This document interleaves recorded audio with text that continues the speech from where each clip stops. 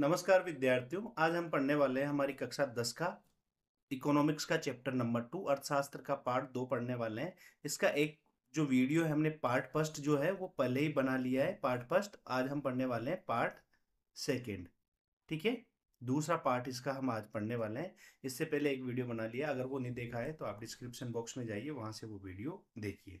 तो यहाँ पर हम बात करने वाले हैं कि अधिकांश जो लोग हैं वो कहाँ नियोजित है। नियोजित का मतलब काम करते हैं, कहाँ पर काम करते हैं, काम पे काम करते हैं। अधिकांश जो लोग हैं वो कहाँ पर काम कर रहे हैं।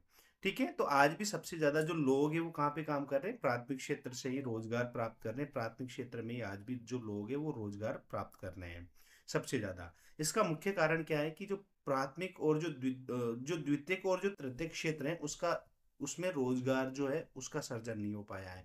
आज भी रोजगार के सर्जन का अभाव है वहां पे। इस कारण आज भी सबसे ज्यादा लोग कहाँ पर काम करते हैं, प्राइमरी प्राइमरी सेक्टर में या प्राथमिक जो क्षेत्र है, प्राथमिक क्षेत्र में ये लोग काम कर रहे हैं। प्राथमिक क्षेत्र में ही आज भी ये लोग काम कर रहे हैं।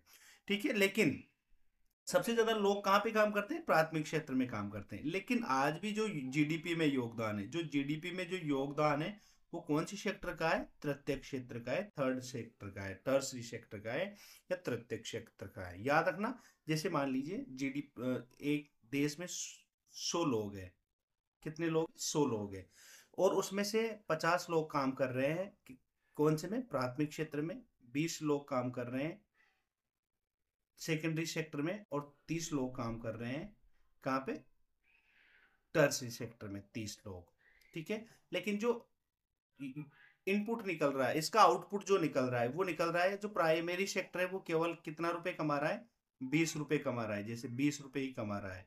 ठीक है, सेकेंडरी सेक्टर कितना कमा रहा है, 30 रुपए कमा रहा है, 30 रुपए ये कमा रहा है। और जो टर्सरी सेक्टर है वो कमा रहा है 70 रुपए। तो इस तरीके से हमारे को देखने को मिलता है कि कितना डिफरेंस है यहाँ पर देखने को मिलता है अपन लोगों को। तो इसी तरीके से आज के टाइम पे भी क्या हो रहा है कि प्राइमरी सेक्टर में लोग ज्यादा इंगेज है, लेकिन उनका जो आउटपुट है, उनका जो उत्पादन है वो बहुत ही कम देखने को मिल रहा है हमारे को। ठीक है, इससे आज से क्या है, इसका क्या मतलब है, उत्पादन कम हो रहा है, इससे क्या मतलब है। इसका ये मतलब है कि कृषि में आवश्यकता से अधिक लोग काम कर रहे हैं। मतलब जहां पर 2 लोगों की काम करने की जगह है, वहां पर लोग 5-5 लोग काम कर रहे हैं। मतलब वो 3 लोग क्या है, 3 तो फोकट में ही काम कर रहे हैं, उनकी कोई जरूरत ही नहीं है काम करने की वहां पे, लेकिन फिर भी वो वहां पे काम कर रहे हैं। इसीलिए इसे अल्प बेरोजगारी, छिपी हुई बोरा बेरोजगारी या प्रच्छन्न बेरोजगारी के नाम से हम जानते हैं। किस किस नाम से जानते हैं इसे हम, छिपी हुई बेरोजगारी, प्रच्छन्न बेरोजगारी या अल्प बेरोजगारी कहते हैं। इसका एक उदाहरण के माध्यम से हम इसे समझ सकते हैं। उदाहरण के माध्यम से किस तरीके से समझ सकते हैं कि एक किसान के पास 5 बीघा जमीन है, उसके परिवार के 6 सदस्य हैं और उसी में खेती करते हैं। लेकिन इस जमीन में खेती के लिए केवल 3 सदस्यों की आवश्यकता है, बाकी के सदस्यों को हटा देने पर भी उत्पादन पर कोई प्रभाव नहीं पड़ेगा। मतलब एक किसान के पास 5 बीघा जमीन है, ठीक है, लेकिन उसके जो परिवार के जो 6 सदस्य हैं वो उसी जमीन में खेती करते हैं। अगर हम इन सदस्यों को यहाँ पर केवल 3 सदस्यों की जरूरत है, कितने सदस्यों की जरूरत है, 3। और बाकी बाकी के 3 सदस्य हम हटा दें तो जो उत्पादन होगा, उत्पादन उत्पादन पर भी कोई प्रभाव नहीं पड़ेगा। उत्पादन पर कोई प्रभाव नहीं पड़ने वाला है यहाँ पर। तो इस तरीके से ये जो बाकी के जो 3 है ना, ये 3 ये आएंगे प्रच्छन्न बेरोजगारी में। मतलब ऐसी बेरोजगारी जो होती तो है लेकिन दिखती नहीं है। ये यहाँ पर 3 बेरोजगार है लेकिन ये दिख नहीं रहे क्योंकि ये यहाँ पर काम कर रहे हैं। इसी कारण इसे छिपी हुई बेरोजगारी कहा जाता है। अगर ये 3 जो लोग है, ये 3 लोग है, ये दूसरी जगह पर काम करे, कोई दूसरी जगह पर काम करे, तो इनसे इनके जो परिवार है उसको आमदनी होगी और उसके परिवार की जो इनकम है उसमें भी क्या होगा, इजाफा होगा। ठीक है, और दूसरा एक और चीज होती है खुली हुई बेरोजगारी। खुली हुई बेरोजगारी तो अपन को पता चल जाता है कि जिसके पास कोई रोजगार नहीं होता है, घर पर बेकार बैठा है, उसे क्या कहा जाएगा, खुली हुई बेरोजगारी। लेकिन छिपी हुई बेरोजगारी या प्रच्छन्न बेरोजगारी उसे कहा जाता है जो ऐसा लगता है कि वो काम कर रहा है लेकिन उसका उत्पादन में कोई ज्यादा प्रभाव नहीं पड़ रहा है। इस कारण इसे किस नाम से जानते हैं, छिपी हुई बेरोजगारी के नाम से जानते हैं। आई थिंक आपको बात समझ में आ गई होगी। अब एक चीज और देखने को मिलता है, अल्प बेरोजगारी दूसरे क्षेत्रों में भी देखने को मिलता है। दूसरे दूसरे क्षेत्रों में भी देखने को मिलता है अलग। दूसरे जो दूसरे क्षेत्र है उनमें भी हमारे को ये अल्प बेरोजगारी देखने को मिलती है। जिसे जिसे जो सेवा क्षेत्र में शहरों में बहुत सारे अनियमित श्रमिक होते हैं, वो जैसे प्लम्बर हो गया, पेंटर हो गया, मरम्मतकारी आदि का काम करते हैं। मतलब बहुत सारे सिटीज में आप लोगों ने देखा होगा, बहुत सारे काम करने वाले लोग होते हैं, जैसे प्लम्बर का काम कर रहे हैं, पेंटर का काम कर रहे हैं, या बहुत सारे चुनाई का काम कर रहे हैं। ये लोग क्या करते हैं, रोजगार की तलाश में होते हैं, लेकिन इन सभी को क्या नहीं मिलता, काम नहीं मिलता। इन सभी को क्या नहीं मिलता, बहुत सारी आपने सुबह सुबह जब भी मैं स्कूल जाता हूँ तो बहुत सी बार मेरे को देखने को मिलता है कि चौराहे पे बहुत सारे लोग खड़े रहते हैं, और वो इस आस में खड़े रहते हैं कि कोई आदमी आएगा उन्हें काम पे ले जाएगा। ठीक है। कुछ ही लोगों को काम मिल पाता है और बाकी का दूसरा काम करते हैं। और दूसरा काम में क्या, इस कारण ये लोग जो है वो दूसरा काम करते हैं। कौन सा काम करते हैं, जैसे ठेला चलाना, सड़क पर और चीजें बेचना आदि। इस कारण ये लोगों को इस तरीके के काम करना पड़ता है। तो याद रखना, छिपी हुई बेरोजगारी क्या होती है, छिपी हुई बेरोजगारी क्या होती है। ठीक है, छिपी हुई बेरोजगारी क्या होती है, और प्रचंड बेरोजगारी क्या होती है, दोनों एक ही है। और जो खुली बेरोजगारी वो क्या होती है, इन चीजों का ध्यान रखना थोड़ा। ठीक है, आगे देखने वाले हैं। तो हम अब अतिरिक्त रोजगार का सृजन किस तरीके से कर सकते हैं, किस तरीके से एक्स्ट्रा रोजगार हम लोग बढ़ा सकते हैं। तो इसके लिए क्या करना पड़ेगा, अतिरिक्त रोजगार का सृजन किस तरीके से हम लोग कर सकते हैं। अतिरिक्त रोजगार का सृजन करने के लिए हमें क्या करना पड़ेगा, तो देखिए, हमें क्या करना पड़ेगा, शिक्षा और स्वास्थ्य में हम अतिरिक्त रोजगार का सृजन कैसे कर सकते हैं। जैसे गांव में सुधार, शिक्षा और स्वास्थ्य सेवाओं में सुधार करके रोजगार के नए अवसर पैदा पैदा किए जा सकते हैं। उदाहरण के लिए शिक्षा क्षेत्र में केवल 20 लाख रोजगार सृजित किए जा सकते हैं। इसी तरह ग्रामीण क्षेत्रों में अधिक डॉक्टर और नर्स स्वास्थ्य कर्मचारियों की आवश्यकता है। अगर इन सबको लगा दिया जाए तो हम और भी एक्स्ट्रा क्या कर सकते हैं, रोजगार का सृजन कर सकते हैं। तो यहाँ पर कहने का मतलब यह है कि किस तरीके से रोजगार का सृजन और ज्यादा किया जाए। तो पहला तो शिक्षा और स्वास्थ्य में हम कर सकते हैं। ठीक है। इसके अलावा कृषि का विविधीकरण करके, कृषि का विविधीकरण से क्या मतलब है कि केवल किसान को केवल खेत पर ही निर्भर ना रहना पड़े, इसके साथ साथ वो मछली पालन कर सकता है, बागवानी कर सकता है, पशुपालन कर सकता है। इन गतिविधियों को करके हम क्या कर सकते हैं, कृषि में रोजगार बढ़ा सकते हैं। और जो किसान की जो इनकम है, किसान की जो इनकम है उसको भी क्या कर सकते हैं, इस तरीके से किसान की इनकम भी क्या होगी, बढ़ जाएगी, किसान की इनकम भी बढ़ जाएगी। ठीक है, आगे बात समझ में। इसके अलावा बुनियादी ढांचे का विकास करके, बुनियादी ढांचे से क्या मतलब है, बुनियादी ढांचे से क्या मतलब है, बुनियादी ढांचे में किस तरीके से विकास करके किया जा सकता है। जैसे सड़क, रेलवे, हवाई अड्डों और अन्य बुनियादी ढांचों के विकास में निवेश से रोजगार के बड़े अवसर पैदा होंगे। सस्ते ऋण की उपलब्धता, सरकार के द्वारा क्या किया जाना चाहिए, जो किसान वगैरह है या जो छोटे छोटे उद्योग लगाने वाले लोग हैं, उनको सस्ती दरों पर क्या देना चाहिए, बैंक से ऋण दिलाना चाहिए, जिससे वो अपना व्यवसाय कर सके और दूसरे लोगों को भी क्या दे सके, रोजगार दे सके। स्थानीय उद्योगों को बढ़ावा देना चाहिए। स्थानीय उद्योगों को बढ़ावा देने से भी रोजगार में वृद्धि होगी, खासकर ग्रामीण और अर्ध शहरी जो क्षेत्र है वहां पर ये चीजें हमारे को देखने को मिलेगी। आगे देखते हैं अपन लोग अब, भारत सरकार के द्वारा अब किस तरीके से और तरीके से काम दिया गया है। भारत सरकार के द्वारा 625 जिलों में काम का अधिकार लागू किया गया। इसके तहत एक कानून बनाया गया, महात्मा गांधी राष्ट्रीय ग्रामीण रोजगार गारंटी अधिनियम 2005। याद रखना, महात्मा गांधी मनरेगा का हिंदी जो फुल फॉर्म है वो क्या होता है, महात्मा गांधी राष्ट्रीय ग्रामीण रोजगार गारंटी योजना, जो कब आया था, 2005 में हमारे को देखने को मिला था। ठीक है, याद रखना कब आया था, 2005 में। ये एक मांग आधारित योजना है जो ग्रामीण परिवारों को न्यूनतम 100 दिन का रोजगार प्रदान करने की गारंटी देता है। ठीक है, मजदूरी आधारित रोजगार प्रदान करने के उनकी आजीविका सुरक्षा को बढ़ाती है। अगर सरकार रोजगार उपलब्ध करवाने में असफल रहती है तो वो लोगों को क्या देती है, बेरोजगार भत्ता भी प्रोवाइड करवाती है। याद रखना, महात्मा गांधी रोजगार गारंटी योजना कब, अधिनियम कब लाया गया था, 2005 में। बहुत सी बार यहाँ से क्या पूछ लिया जाता है, क्वेश्चन पूछ लिया जाता है। ठीक है, अब देखेंगे संगठित और असंगठित क्षेत्रों का विभाजन, किस तरीके से संगठित और जो असंगठित क्षेत्र है उनका विभाजन किया गया है। संगठित क्षेत्र क्या है, असंगठित क्षेत्र क्या है। संगठित क्षेत्र में क्या आता है, संगठित क्षेत्र में रोजगार शामिल आते हैं जो रोजगार की निश्चित शर्तें होती है और नियमित होती है, और कर्मचारियों को आश्वस्त काम मिलता है। इसके विपरीत असंगठित क्षेत्र में क्या होता है, वे इकाइयां शामिल होती है जो सरकारी नियंत्रण से बाहर होती है। वहां पर रोजगार की कोई शर्तें नहीं होती और ये जो शर्तें हैं अनियमित और अनिश्चित होती हैं। संगठित क्षेत्र का कहने का मतलब है इसमें जो सरकार है, सरकार के नियंत्रण में होती है, ये सरकार के अकॉर्डिंग आपको करना पड़ता है इसमें। आगे भी और भी उदाहरण के माध्यम से हम लोग इसको समझने वाले क्या क्या होता है। तो ये दो हमने यहाँ पर क्या कर सकते हैं, इनको अपन लोग देखेंगे दोनों को कि सरकारी क्या होता है, आधार किस आधार पर देखने वाले हम यहाँ पर। आधार क्या है, संगठित क्षेत्र, असंगठित क्षेत्र। पंजीकरण क्या होता है, ये सरकार के साथ पंजीकृत होना जरूरी है, मतलब सर कोई भी सरकारी जगह पर सरकार के अंदर ये पंजीकृत होना जरूरी है। इसमें सरकारी नियमों का पालन किया जाता है, कानूनों का पालन किया जाता है। ठीक है, आ रही है बात समझ में, सरकारी कानूनों का पालन इसमें किया जाता है। ठीक है, जबकि असंगठित क्षेत्र क्या होता है, ये पंजीकृत नहीं होता है और नियमों का पालन इसमें अनिवार्य नहीं होता है। नियमों का पालन इसमें क्या नहीं होता है, अनिवार्य नहीं होता। नौकरी की सुरक्षा में क्या होता है, इसमें नौकरी की सुरक्षा अधिक होती है। रोजगार स्थायी होता है, मतलब हमें रोजगार इसमें क्या होता है, रेगुलर होता है, जबकि इसमें रोजगार रेगुलर नहीं होता है और इसमें नौकरी की सुरक्षा भी नहीं होती है।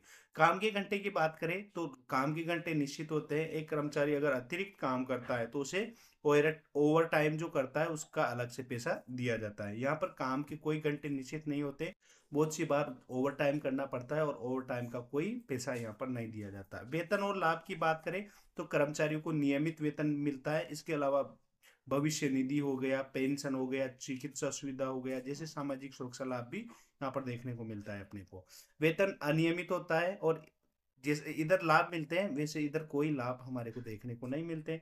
छुट्टियों की बात करें तो कर्मचारियों को सब वेतन अवकाश मिलता है और अन्य छुट्टियां भी मिलती है। जैसे अगर आप, जैसे मैं एक टीचर हूँ, अगर मैं स्कूल गया, सरकारी टीचर हूँ, अगर मैं स्कूल नहीं गया तब भी मेरे को पैसे नहीं कटेंगे। लेकिन इधर क्या होता है कि इधर कर्मचारियों को सवैतनिक अवकाश नहीं मिलता है और पैसे काट लिए जाते हैं। उद्देश्य क्या होता है इनका, उद्देश्य लाभ कमाने के साथ साथ समाज की सेवा और कल्याण करना भी होता है। इधर इसका मुख्य उद्देश्य क्या होता है, लाभ कमाना होता है। उदाहरण के लिए सरकारी कर्मचारी हो गया, बैंक हो गया, पंजीकृत औद्योगिक कंपनियां हो गई, कारखाने हो गए, अस्पताल हो गए, स्कूल हो गए। इधर क्या आएगा, जैसे खेत पे जो मजदूरी कर रहे हैं छोटे किसान वो हो जाएंगे, छोटी दुकानें हो गई, स्ट्रीट वेंडर हो गए, घरेलू काम करने वाले जो लोग हैं ये इसमें आ जाएंगे। आई थिंक आपको ये चीज समझ में आएगी। असंगठित क्षेत्रों के जो श्रमिक है उनका संरक्षण कैसे कर सकते हैं हम लोग। जो असंगठित क्षेत्र के जो श्रमिक है उनका कैसे संरक्षण कर सकते हैं। न्यूनतम मजदूरी, सरकार को न्यूनतम मजदूरी कानून को सख्ती से लागू करना चाहिए। काम के घंटे तय करना चाहिए फिक्स। देखो, जैसे मान लीजिए किसी काम करने के लिए 500 रुपये मिल रहे हैं तो वो दिलाना चाहिए उसको। काम के घंटे एक दिन में जैसे 8 घंटे हैं तो 8 घंटे से ज़्यादा काम नहीं करना चाहिए। अगर 8 घंटे से कंपनी ज़्यादा काम करवाती है या जो लोग हैं वो ज़्यादा काम करते हैं तो उनको एक्स्ट्रा पेमेंट मिलना चाहिए। क्या मिलना चाहिए, एक्स्ट्रा पैसा मिलना उनको चाहिए। आगे बात समझ में। तो ये कैसे असंगठित क्षेत्र को का संरक्षण हो, असंगठित क्षेत्र में जो लोग हैं उसको क्या कैसे अधिक उनका जो वोलेशन हो रहा है, उनका उनके जो राइट्स का वोलेशन हो रहा है उसको कैसे सुधारा जा सकता है। इसके अलावा और क्या कर सकते हैं, कर से मुक्ति कैसे, जैसे जो सेठ साहूकार होते हैं वो बहुत ही ज्यादा पैसा लेते हैं, इंटरेस्ट बहुत ही ज्यादा लेते हैं। तो इनके शोषण से बचाने के लिए कम ब्याज वाले ऋण उपलब्ध करवाने चाहिए बैंकों के थ्रू। बैंकों से क्या करवाना चाहिए, कम ब्याज से लोग किसानों को ब्याज उपलब्ध करवाना चाहिए। इसलिए बैंकों और सहकारी समितियों को आगे आना चाहिए। ग्रामीण एरिया में भी क्या किया जाना चाहिए, ग्रामीण एरिया में भी सहकारी समितियों की स्थापना और बैंकों की स्थापना की जानी चाहिए। ग्रामीण क्षेत्रों में किसानों को समय पर बीज, कृषि उपकरण, भंडारण की सुविधा और विपणन की पर्याप्त व्यवस्था उपलब्ध करवाना है। शहरों में असंगठित क्षेत्रों में काम करने वाले जो लोग हैं उनको सरकारी मदद दी जानी चाहिए। ठीक है, अनुसूचित जाति और जनजाति पिछड़ी जाति के लोगों को असंगठित क्षेत्रों में काम करते हैं उनको भी संरक्षण देना चाहिए। जो SC ST के जो लोग हैं को भी क्या देना चाहिए, संरक्षण दिया जाना चाहिए। ठीक है, आगे देखते हैं अब हम लोग। देखिए आगे देखते हैं। अब हम अपना ये जो टॉपिक है वो देखने वाले हैं, स्वामित्व के आधार पर जो क्षेत्र है उनमें उनको देखने वाले हैं। स्वामित्व के आधार पर जो क्षेत्र हैं वो कौन कौन से होते हैं, एक तो सार्वजनिक क्षेत्र होता है और एक निजी क्षेत्र होता है। सार्वजनिक क्षेत्र को हम सरकारी क्षेत्र कह सकते हैं और निजी क्षेत्र को हम प्राइवेट क्षेत्र कहते हैं। सार्वजनिक मतलब सरकारी, सरकारी, ठीक है। अब दोनों को देख लेते हैं। स्वामित्व के आधार पर सार्वजनिक और निजी क्षेत्र होता है। स्वामित्व या मालिकाना के आधार पर अर्थव्यवस्था के क्षेत्रों को दो मुख्य भागों में बांटा जा सकता है। सार्वजनिक जिसे पब्लिक सेक्टर कहते हैं या सरकारी क्षेत्र कहते हैं, निजी क्षेत्र जिसे प्राइवेट क्षेत्र कहते हैं। सार्वजनिक क्षेत्र क्या है? सार्वजनिक क्षेत्र में वे उद्योग सेवाएं शामिल होती है जिस पर सरकार का पूरा नियंत्रण और अधिकार होता है। मतलब सरकार का जिस पर पूरा अधिकार होता है उसे सार्वजनिक क्षेत्र कहते हैं। इसका मुख्य उद्देश्य जो होता है वो लाभ कमाना, पैसा कमाना नहीं होता, बल्कि जनहित और सामाजिक कल्याण को बढ़ावा देना होता है। इसकी मुख्य विशेषता क्या है? इसकी मुख्य विशेषता की बात करें तो इसका जो स्वामित्व है वो सरकार के द्वारा संचालित होता है, सरकार के कंट्रोल में होता है। ठीक है। इसका उद्देश्य है सामाजिक कल्याण, जन सुविधा और राष्ट्रीय सुरक्षा। वित्त पोषण सरकारी बजट या कर से प्राप्त आय से, मतलब इसमें पैसा किसके द्वारा दिया जाता है? जो टैक्स दिया जाता है गवर्नमेंट को उसके थ्रू, और जो सरकारी जो बजट होता है उसके द्वारा। उदाहरण के तौर पे जैसे भारतीय रेल हो गया, बीएसएनएल हो गया, भारतीय संचार निगम लिमिटेड, एलआईसी हो गया, सरकारी बैंक हो गए, ये सभी। और अब हम देखने वाले हैं, दूसरा देखने वाले हैं निजी निजी क्षेत्र या प्राइवेट सेक्टर। प्राइवेट सेक्टर क्या होता है?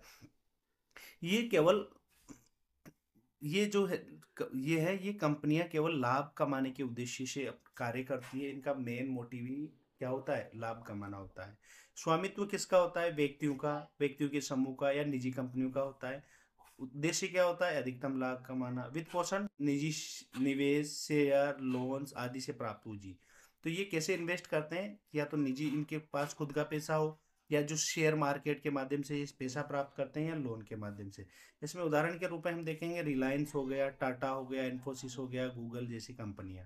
वो अंतर क्या है दोनों सरकारी और प्राइवेट में? क्या अंतर है? उद्देश्य क्या होता है? सामाजिक कल्याण और सेवा। इधर क्या होता है उद्देश्य? लाभ कमाना। क्या कमाना? लाभ कमाना।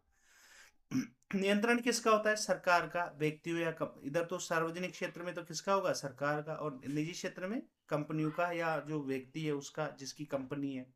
निर्णय प्रक्रिया अक्सर धीमी होती है क्योंकि इसमें सरकारी नियमों का पालन करना होता है। तेज होती है और लचीली होती है निजी क्षेत्र में। सेवा की गुणवत्ता कभी कभी कम हो सकती है क्योंकि लाभ पर ज्यादा ध्यान नहीं दिया जाता। प्राय बेहतर होती है क्योंकि कंपटीशन होता है, प्रतिस्पर्धा होता है। कर्मचारियों को का रोजगार सुरक्षित और स्थिर होता है सरकारी नियम के अनुसार। यहाँ पर लाभ और प्रदर्शन, परफॉर्मेंस के आधार पर आधारित होता है। लाभ जैसे अगर मान लीजिए कंपनी को अच्छा प्रॉफिट हुआ तो अच्छा पैसा देगा, और आपने अगर अच्छा काम किया है तो आपको इंसेंटिव वगैरह और भी एक्स्ट्रा पैसा दिया जाएगा। इस तरह दोनों क्षेत्र एक अर्थव्यवस्था में अलग अलग है, एक दूसरे से अलग है, फिर भी बहुत महत्वपूर्ण भूमिका निभाते हैं। सार्वजनिक क्षेत्र, जो सार्वजनिक सरकारी क्षेत्र होता है, वो आवश्यकता को पूरा करता है, जबकि निजी क्षेत्र आर्थिक विकास और रोजगार के अवसर पैदा करता है। तो दोनों क्षेत्रों का अपना अपना महत्व है। ठीक है। अब देखते हैं आगे, मूलभूत सुविधाओं का प्रावधान। देखो, सरकार का जो सबसे पहला जो कर्तव्य है वो नागरिकों को आवश्यक और मूलभूत सुविधाएं प्रदान कराना इनका पहला कर्तव्य है। जैसे सड़क बनवाना, पुल बनवाना, बिजली की व्यवस्था करवाना, पानी की आपूर्ति करवाना। इन सुविधाओं के बिना नागरिक का जो जीवन है वो नहीं चल सकता। अगर रोड नहीं हो, बिजली नहीं हो, पुल नहीं हो, पानी नहीं हो, तो क्या आदमी सही तरीके से जी पाएगा? नहीं जी पाएगा। तो किसानों और उपभोक्ताओं की सहायता करनी चाहिए। सरकार किसानों से उचित मूल्य पर अनाज खरीद कर उपभोक्ताओं को सस्ती दर पर बेचकर दोनों की मदद करती है। इससे खाद्य सुरक्षा बनी रहती है। ठीक है। स्वास्थ्य और शिक्षा पर ध्यान, जो सरकार है स्वास्थ्य और शिक्षा जैसी मूलभूत सेवाओं की भी उपलब्धता सुनिश्चित करने की जिम्मेदारी उस सरकार की होती है। जैसे प्राथमिक शिक्षा के लिए सभी, जो प्राथमिक शिक्षा है वो सभी को उपलब्ध होनी चाहिए। ठीक है। इसके अलावा गरीब और बीमारी का समाधान, गरीब और बीमारी का समाधान, गरीबी और बीमारी का समाधान। भारत में गरीबी और बीमारियों के कई कारण, कई लोग खासकर बच्चे कुपोषण से पीड़ित हैं। सरकार की जिम्मेदारी है कि वो इस समस्या का समाधान करे और इन उपेक्षित वर्गों पर भी ध्यान दे। विकास और योजनाएं, सरकार का काम सिर्फ मूलभूत सुविधा देना नहीं है, बल्कि देश के पिछड़े क्षेत्रों और उपेक्षित वर्गों को भी विकसित करना सरकार का मेन मोटिव है। तो ये हमारा चैप्टर था, चैप्टर नंबर 2। आई थिंक आपको समझ में आया हो। अगर आपको कोई भी प्रॉब्लम हो इस चैप्टर से कोई भी टॉपिक में, तो आप कमेंट बॉक्स में ज़रूर बताइए, मैं आपको वहीं पे जवाब देने की कोशिश करूँगा। और इस तरीके से हमारा जो ये चैप्टर 2 है, इकोनॉमी का जो चैप्टर 2 है, ये क्या हो जाता है, कंप्लीट हो जाता है। ठीक है, अगला चैप्टर हम बहुत ही जल्दी लाने वाले हैं इसका। Thank you.